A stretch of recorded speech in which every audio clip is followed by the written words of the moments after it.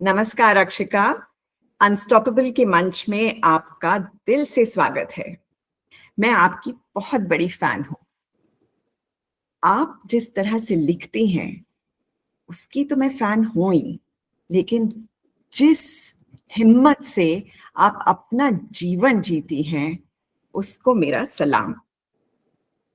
हमारे जो team members हैं, आपको जानते हैं, लेकिन इस प्लेटफॉर्म से आपको दुनिया भर से लोग देखेंगे। तो आप प्लीज अपने आप को इंट्रोड्यूस करिए। नमस्कार रंजना जी।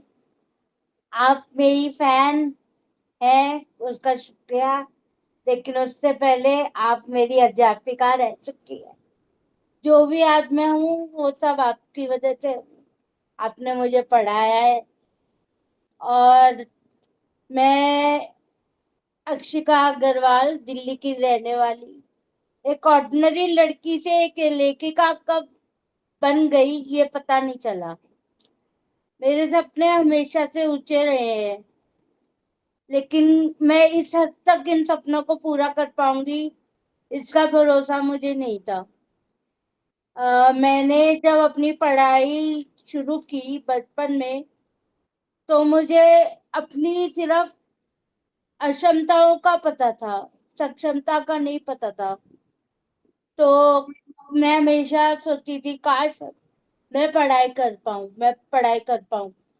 जैसे कि कहते हैं ना कि हम जो चीज यूनिवर्स को देते हैं, यूनिवर्स हमें वापस देता है।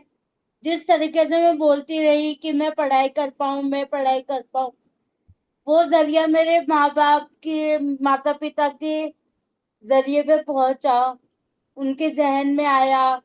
उन्होंने आप लोगों की संस्था को ढूंढ निकाला। वहां से मैंने अपनी पढ़ाई शुरू की। पढ़ते पढ़ते पढ़ते पढ़ते इतना, मतलब अपनी पहचान बनाने की एक जिद से हो गई थी। तो बचपन से सुनती आई थी ये तो डिसेबल्ड है, ये विकलांग है, ये दिव्यांग है, ये क्या कर लेगी। दिव्यांग वर्ड तो अब शुरू हुआ है। उससे पहले तो विकलांग या शारीरिक अक्षम ही बोला करते थे। तो मेरे को ये सुनते सुनते अच्छा नहीं लगता था। तो मैं हमेशा अपने टीचर्स से, अपने फ्रेंड से ये बातें किया करती थी, यार दोस्तों मुझे ये बोला जाता है, मैम मुझे ये बोला जाता है। तो मेरी टीचर हैं आप, और मेरी एक टीचर है मीरा मैम। उन्होंने बोला कि आप पढ़ो, जितना आप पढ़ोगे आपकी पहचान अपने आप बनती जाएगी। और उनकी ये टैगलाइन मैंने अपने दिमाग में बिठा ली। मैंने 12वीं की। 12वीं मैंने नॉर्मल स्कूल से की, क्योंकि तब तक अवेयरनेस आ गई थी। लेकिन जब मैं पढ़ने शुरू कर रही थी, तब इतनी अवेयरनेस नहीं थी। मुझे किसी भी नॉर्मल स्कूल ने एडमिशन नहीं दिया। ये कहा कि इसको संभालने का जो भी विवरण होते हैं वो हमारे पास नहीं है, इसके लिए एक्स्ट्रा फीस लगती है, इसको पढ़ाएंगे कैसे, ये तो लिख भी नहीं पाती, इसका लिखेगा कौन। तो मेरे को वो चांस नहीं मिला कि मैं नॉर्मल स्कूल के बच्चों के साथ अपनी पढ़ाई शुरू कर पाऊं। फिर मैं आपकी संस्था तक पहुंची, जो उस समय spastic society of northern India कहलाती थी। वहां मुझे आप जैसे महाअनुभवी लोग मिले, जिन्होंने मुझे से मेरे कई दोस्तों को पढ़ाया, मुझे पढ़ाया। हीरे मोती जैसे दोस्त मिले, जिसके साथ मैं पली बड़ी, खेली कूदी और पढ़ी। हर वो मैंने एक्सपीरियंस किया जो एक आम बच्चा करता है। मुझे नहीं लगा कि तब मेरे पैरों में कोई ताकत नहीं है, मैं चल नहीं पाती हूँ, या मैं किसी तरीके से अलग हूँ। मैं काम जिंदगी जी रही थी। लेकिन जैसे ही बड़ी हुई, तो आप कहते हैं ना, बचपन तो खेल कूद का बचपन है, बिना टेंशन का, बिना मस्ती करे तो दिन पूरा ही नहीं होता। तो लेकिन बड़े होने पर एहसास होता है कि हम इस दुनिया में कुछ करने के लिए आए हैं, हमें कुछ करना है। तो मैंने सोचा अब मेरे दिन मस्ती के, चॉकलेट खाने के, मजे करने के पूरे हुए। अब मुझे कुछ करना है, अपनी पहचान बनानी है। बहुत सुन लिया मैंने कि मैं विकलांग हूँ, मैं कुछ कर नहीं पाऊंगी या फिर भी एक बोझ बन के रह जाऊंगी। अब मुझे कुछ करना है। तो मैं जब 14 साल की थी तो मैं छोटी छोटी कविताएं लिखती थी, या कभी माँ मम्मी के ऊपर कविता लिख दी, पापा के ऊपर लिख दी, या कोई भी भावनाएं मेरे दिल के अंदर चल रही है जो मैं कुछ कह नहीं पा रही, उसको मैं लिख के व्यक्त किया करती थी। तो वो लोगों को बहुत पसंद आता था। वहां से मैंने अपना लिखना शुरू किया। पहले स्कूल स्टेजेस पे बोला करती थी, फिर दोस्तों की महफिलों में बोलना शुरू किया। उन्होंने कहा कि ये बहुत आगे तक जाना चाहिए, आपको लिखना शुरू कर देना चाहिए। मुझे नहीं पता था कि मेरा ये जर्नी कैसे जाएगा, तो मैंने कंटेंट राइटिंग करनी शुरू की, जिससे मुझे 50-100 रुपए पर कंटेंट मिलता था। पर वो मुझे इतनी खुशी नहीं देता था, क्योंकि उसपे एक लेखक का नाम नहीं आता था। कंपनी वाले अपना नाम रख के हमारा राइटअप लिया करते थे, और 12 घंटे की मेहनत के बाद भी सिर्फ 50 या 100 रुपए उस वक्त आया करते थे। अब तो शायद ज्यादा ही हो गए होंगे, मुझे छोड़े हुए काफी जमाना हो गया। लेकिन मैं कुछ करना चाहती थी, अपनी राइटिंग को अपने नाम पर ही रखना चाहती थी।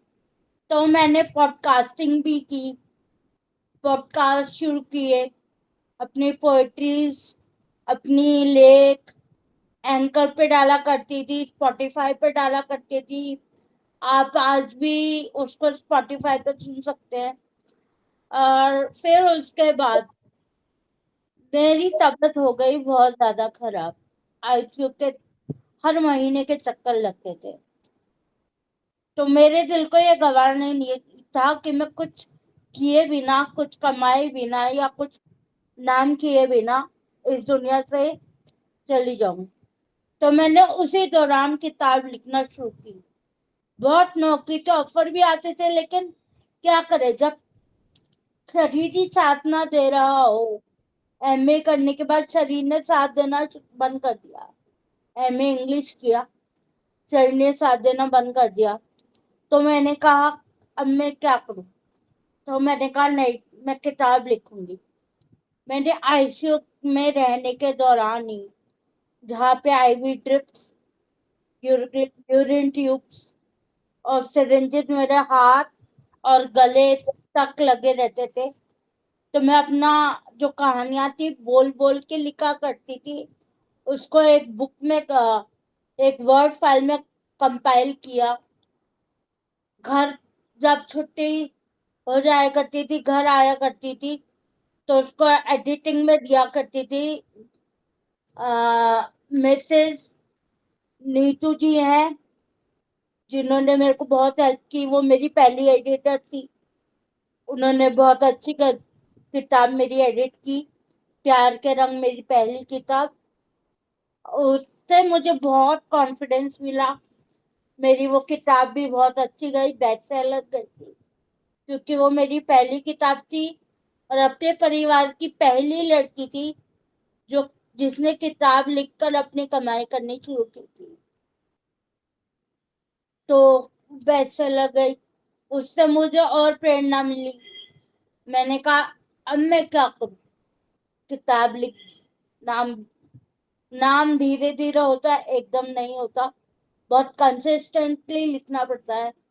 तो मैंने अपने टीचर से गाइडेंस ली, अपने दोस्तों से गाइडेंस ली कि मैं अब क्या करूं, किस टॉपिक पे लिखूं।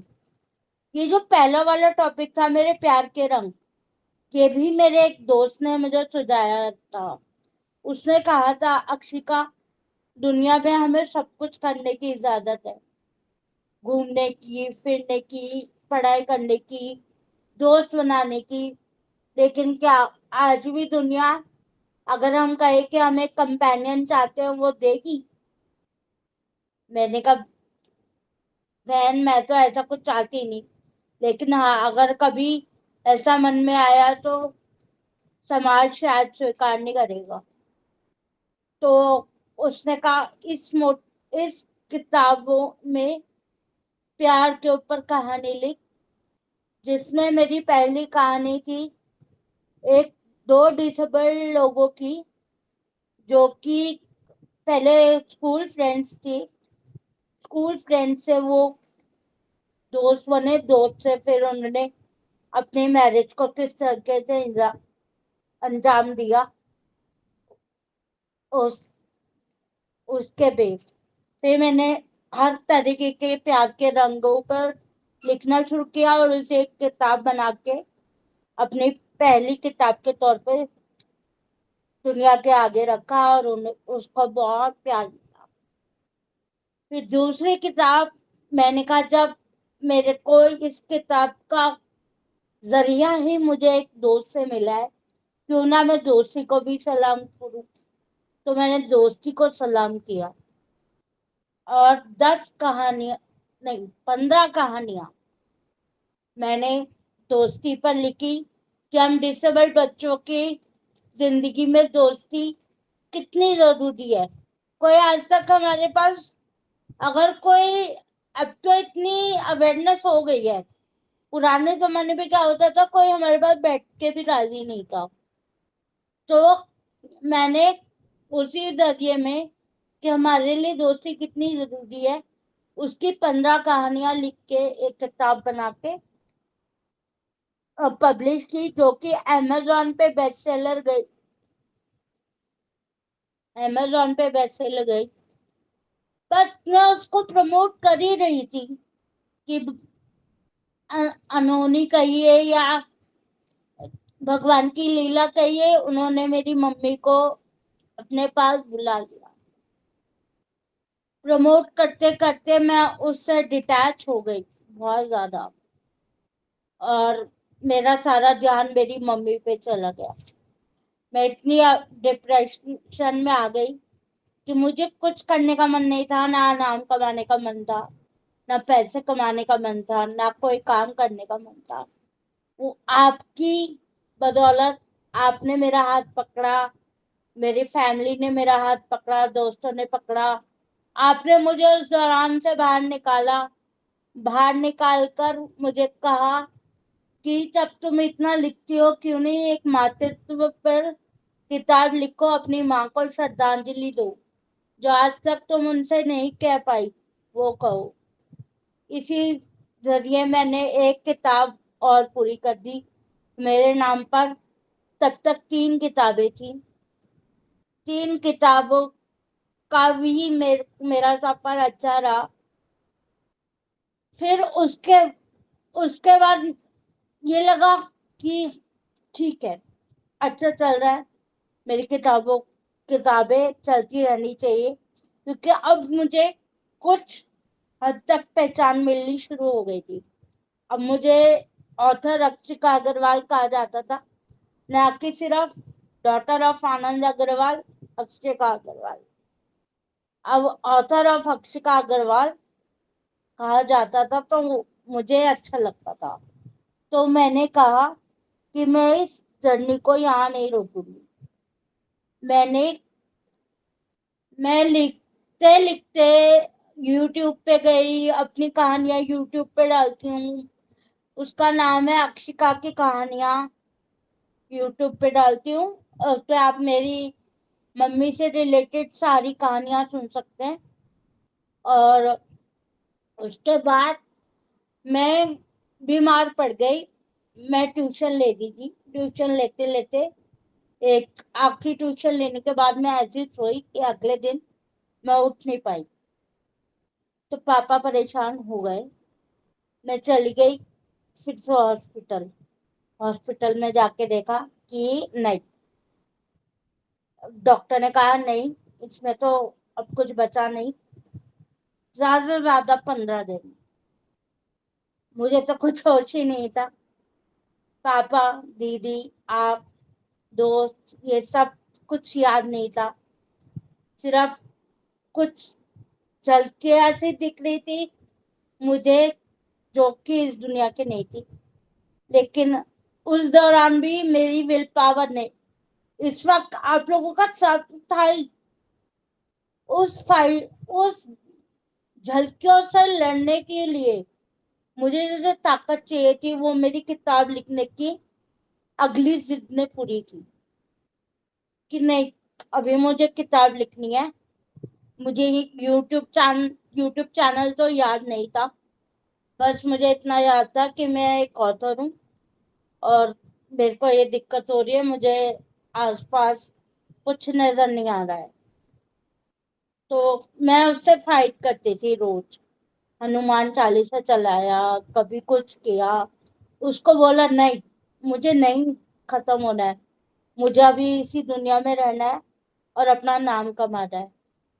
तो उस दौरान से जब मैं निकली, तो फिर एक जिद मेरे अंदर आई कि मैं अब किताब लिखूंगी कि कैसे लोग फेलियर को ओवरकम करके, बैटल करके एक सक्सेसफुल जर्नी जीते हैं। तो मैंने अपनी फोर्थ बुक लिखी, जिसका नाम है रोड लाइक अ लायन। उसमें भी 22-23 कहानियां हैं। उसमें आपको सारी ऐसे लोगों की कहानियां मिलेंगी जो कि पहले फेल हो रहे हैं, फिर अपनी विल पावर, अपने डिटर्मिनेशन से वो ऐसी ऐसी ऊंचाइयां छू लेते हैं जहां कोई पहुंच भी नहीं सकता है। थोड़ा लाउड लगेगा, लेकिन अगर हम अपने मन में कुछ ठान ले, तो वो किताब दुनिया की आज की सच्चाई है। पहले के जमाने के लोग कुछ और थे, जो पुरानी सोच के चलते हार मान जाते थे। लेकिन आज अगर हम अपनी दिमाग को सेट कर ले, तो हम उस यहाँ से यहाँ तक भी उठ सकते। ये मेरी चौथी किताब, अब वो भी अच्छी चल, रिव्यूज भी बहुत अच्छे आए। फिर मैंने अपनी छठी किताब लिखी। मैंने कहा मैं क्या करूं, यूट्यूब भी अच्छा चल रहा है, किताबें भी चल रही हैं, अब मैं कौन से टॉपिक पे लिखूं। तो मेरी एक टीचर हुआ करती थी, वो बोलती थी कि बेटा अब बच्चों पे लिखो।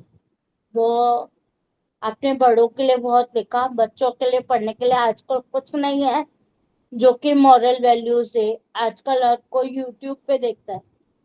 शायद आपकी किताबों के जरिए वो किताब पकड़ना दोबारा से सीख जाए।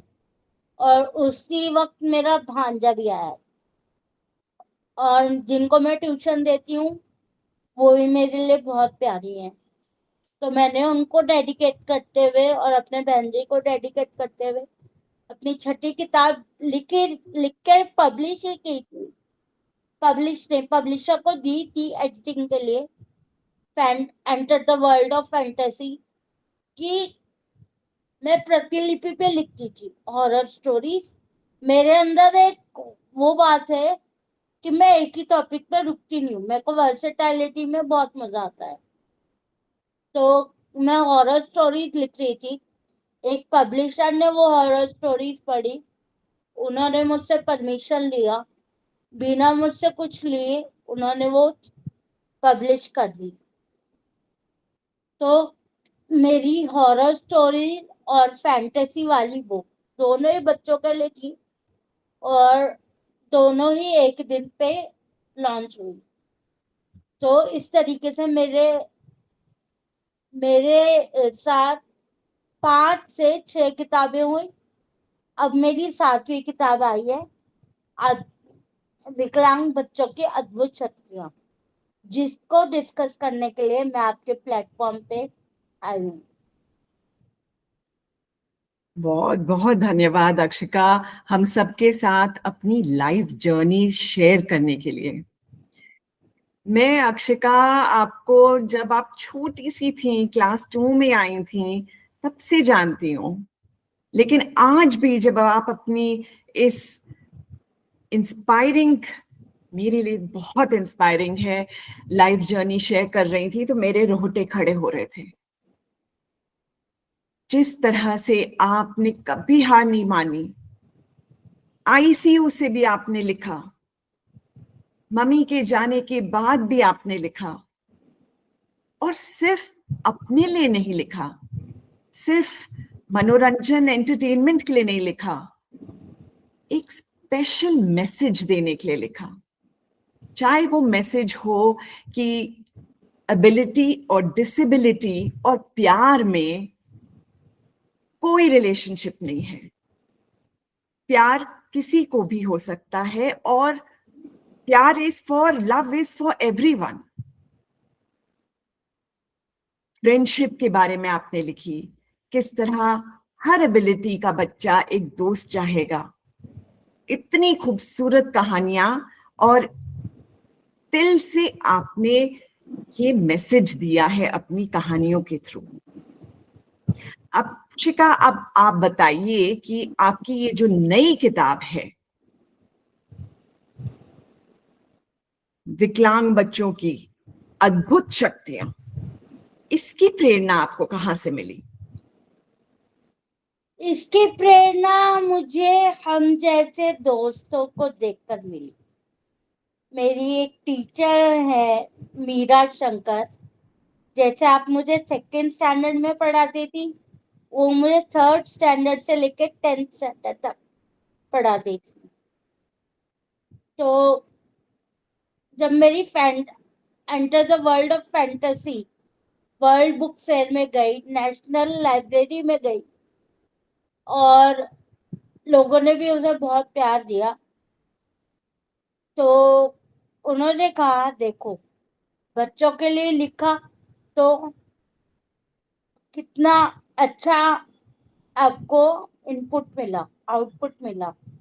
अब एक सोशल मैसेज पे लिखो जो कि बच्चों के लिए ही हो, बच्चों के लिए हो, लेकिन उसे बड़े भी पढ़ पाए, और अपने अराउंड, अपने दोस्तों के अराउंड जो शक्तियां आपने देखी हैं उसको इमेजिन करो, उसमें एक इमेजिनेटिव पावर दो, कोई भी पावर दो, उस बेस पर लिखो, ट्राई करो। होता है तो वेल एंड गुड, नहीं होता तो कीप ट्राइंग। कीप ट्राइंग वाला फंडा मैंने आप लोगों से ही सीखा है। चाहे कितना भी टाइम लग जाए, काम करना ही करना है। अक्षिका, आपकी इस पुस्तक का मुख्य संदेश, मेन मैसेज आप क्या देना चाहेंगी? इस मुख्य संदेश इसमें ये है, आप जब किताबें पढ़ेंगे ना, तो आपको पता लगेगा कि मैंने अपने करेक्टर्स को कुछ सुपरनेचुरल पावर दी हैं जो कि बच्चों को फैंटेसाइज करेंगी। और सामाजिक संदेश इसमें ये मिल रहा है कि हर बच्चा वो सुपरनेचुरल पावर ले सकता है, डिसेबल बच्चा जो कभी रुकना और हार मानना नहीं सीखा हो। ये जरूरी नहीं है कि आपको सुपरनेचुरल पावर ही आएंगे तो ही आप दुनिया में जीतोगे, ये करोगे। असली सुपर पावर, नेचुरल पावर दिल में होती है। जिस तरीके से मेरे 4 कैरेक्टर आरव, सिया, रिया, इन्होंने अपनी नेचुरल पावर से, सुपर नेचुरल पावर से दुनिया का संदेश दिया है, वैसे एक हर बच्चा अपनी सुपर नेचुरल पावर जगा के दुनिया को कोई ना कोई संदेश दे सकता है, और उसको समाज में एक पहचान, औहदा और डिग्निटी जिसका वो हकदार है, जैसे सब हकदार होते हैं वैसे हम भी हकदार हैं, जिसके हम हकदार है वो मिल सकती है। बस जरूरत है तो उस शक्ति को जगाने की। बहुत खूबसूरती से आपने कहा, और ये बहुत अच्छी ऑडियंस आपने टारगेट की है, छोटे बच्चे, क्योंकि उनके नन्हे दिमाग में अगर हम ये चीजें डाल सकेंगे तो जैसे जैसे वो बड़े होंगे वो मोर एक्सेप्टिंग, अवेयर, और एक इंक्लूसिव सोसाइटी जहां हम सब मिलकर एक साथ ग्रो करें, बड़े हों, ये एबिलिटी डिसेबिलिटी ये सब चीजें दिमाग में ना आए। तो ये बहुत ही खूबसूरत आइडिया है आपका कि आपने ये बच्चों के लिए लिखी है। हर किताब के पीछे आपकी एक बहुत चैलेंजिंग स्टोरी रही है। कहीं आपको हॉस्पिटलाइजेशन हुआ है, किसी किताब में आपने अपनी माता जी को खोया है। इस किताब में हमारे साथ शेयर करिए कि आपके साथ कौन सी चुनौतियां आई और उनको आपने कैसे हैंडल किया। जी, इसमें भी मेरे हेल्थ इश्यूज थे। मुझे लंग्स इन्फेक्शन हो गया था। 10-15 दिन मैं सांस नहीं ले पाई थी, लेकिन मुझे पता था मुझे किताब पूरी करनी है, तो फटाफट से मैं ठीक हो गई और फटाफट से ही बुक लॉन्च हो गई। बहुत बढ़िया। आप बताइए कि आप समाज को क्या संदेश देना चाहेंगी। मैं समाज को यही संदेश देना चाहूंगी, हम जैसे दोस्त, हम जैसे दिव्यांगजन, जो मोदी जी ने एक टाइटल दिया है दिव्यांग, ये पूरा मेरी किताब पे बैठता है। दिव्यांग का अर्थ होता है जो अपनी आंखों के परे भी देख सके और उसके आगे काम कर सके। ये किताब वो काम करके दिखाएगी समाज में, जो लोग अपनी आंखों से पट्टी हटा देंगे कि हम कुछ नहीं कर सकते, और फिर हर हर जरिए में हमें इन्वॉल्व करेंगे, यानी कि सम्मिलित करेंगे। और बहुत सुंदर। सपने देखना बहुत जरूरी है। मैं अपने सारे दिव्यांग फ्रेंड्स को यही बोलती हूँ कि सपने देखिए, पूरे कीजिए, छोड़िए मत। मुश्किलें तो बहुत आएंगी, कभी फैमिली नहीं समझेगी, कभी समाज नहीं समझेगा। हमारी असली लड़ाई शुरू होती है जब हमारी फैमिली नहीं समझती। कभी कभी वो दिक्कतें भी आती है, पर आप डटे रहिएगा, कभी ना, क्योंकि आप जब तक डटे रहेंगे यूनिवर्स आपके साथ रहेगा, और यूनिवर्स आपके साथ रहेगा तो पूरी दुनिया आपके साथ आ ही जाएगी। बिल्कुल, मैं अक्षिका बिल्कुल सहमत हूँ। सपने देखने हमें नहीं छोड़ने चाहिए। ये बताइए अक्षिका कि ये जो आपने कहानियां लिखी हैं, क्या ये वास्तविक अ, घटनाओं पे या जनों पे आधारित है, या ये बिल्कुल कल्पना पे हैं? ये वास्तविक लोगों पर है, लेकिन इसको मैंने बच्चों के लिए बनाया है, इसलिए इसमें मैंने काल्पनिक शक्तियां और काल्पनिक एलिमेंट्स भी जोड़े हैं। बहुत सुंदर। आपकी पुस्तकों से आपके पढ़ने वाले, चाहे वो बड़े हों या छोटे हों, उससे क्या सीखेंगे? उन्हें ये सीख मिलेगी कि भगवान ने हर किसी को अलग अलग बनाया है, अलग अलग रंग रूप दिए हैं, अलग अलग भाषाएं दी हैं। तो दिव्यांग होना भी उस भिन्नता का ही एक अंग है। जब हम एक भारत में इस तरह रह सकते हैं, तो क्या एक पूरी दुनिया दिव्यांगजनों के साथ एक जो ट्रैकर नहीं रह सकती, और अपने अंदर की शक्ति से, जैसे आज अमेरिका टॉप पर है अपने अंदर की शक्ति, अगर आज एक हाथ भारतीय निकाल दे तो अमेरिका तो बहुत पीछे रह जाएगा। बिल्कुल। आपने ढेर सारी किताबें लिखी हैं और अब आपकी ये नई बुक लॉन्च हुई है। आगे आप कौन से टॉपिक्स पे बुक लिखने का सोच रही हैं? जी, अभी तो मैं इन्हीं को प्रमोट करूंगी, उनको आगे ले जाऊंगी। इसी बीच में अगर मुझे कोई टॉपिक अच्छा लगा तो बहुत जल्द आपके बीच में ये किताब आएगी, जिसको मैं बहुत ही सोच समझ के लिखना चाहूंगी। और मेरा टारगेट ऑडियंस आप बच्चे और सामाजिकता पर ही रहेगी। बहुत बहुत धन्यवाद अक्षिका, और मेरी ढेर सारी शुभकामनाएं। आप सेहतमंद रहें, खुश रहें, और आपको आपके काम में हमेशा कामयाबी मिले। आप अपनी किताबों से और अपने मधुर स्वभाव से सब जगह, सबके दिल में ढेर सारा प्यार बांटती रहती हैं। उसी तरह आपके जीवन में भी खूब खुशियां आए और खूब सारा प्यार हमेशा बना रहे। इस प्लेटफॉर्म के थ्रू मैं जो भी देख रहा है उसको कहना चाहूंगी कि अक्षिका की बुक्स को आप स्कूल लाइब्रेरीज तक अगर पहुंचा सकते हैं तो प्लीज पहुंचाइए, ताकि नन्ही जानों को ये किताब पढ़ने का मौका मिले। और अगर आप पर्सनली ये बुक खरीदना चाहें तो मैं उसके लिंक जो है डिस्क्रिप्शन में शेयर करूंगी। Wish you all the best, Akshika, and lots of love to you. Thank you so much.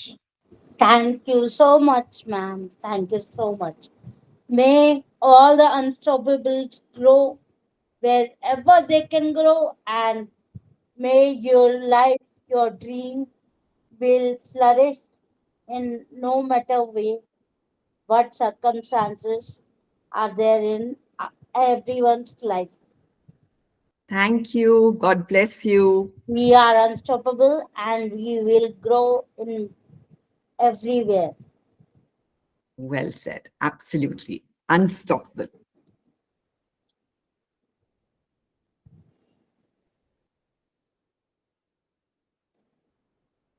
दीदी, दीदी सो गई। फोन